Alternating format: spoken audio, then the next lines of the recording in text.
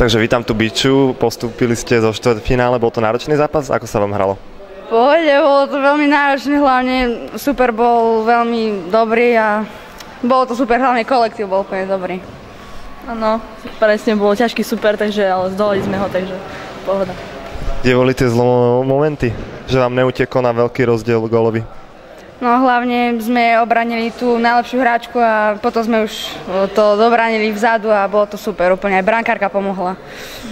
No, že sme mali dobrú obranu a potom to išlo do protiútokov a bolo to super. Prešlo to stávala na tej jednej hráčke, ale mala aj iné kvality? No, boli tam aj dobré hráčky, ale hlavne my sme potrebovali obraniť tú 20-ku a úplne super zápas to bol. Kvalitný, no, presne.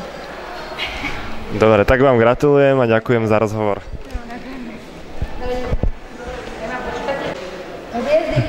Vítam tu trenérku Biče, ktorá vyhrala teraz veľmi ťažký zápas. Ako sa vám hralo?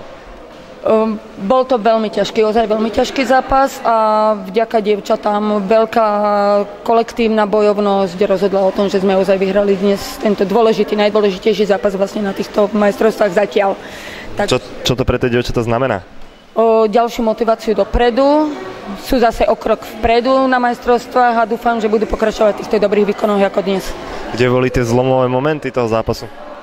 Výborná obrana, ozaj kolektívne ubránili, všetky dievčatá makali na doraz a vzadu brankárka, jak jedna, tak druhá podržali dievčatá.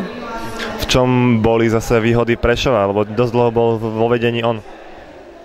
Má výbornú strelkyňu, tu sa nám ale podarilo pokryť a v niektorých zlomových momentoch sme nepremenili nejaké šance, oni tam išli do vedenia, ale šťastlivo sa nám to podarilo obratiť a sme radi, že sme tam, kde sme.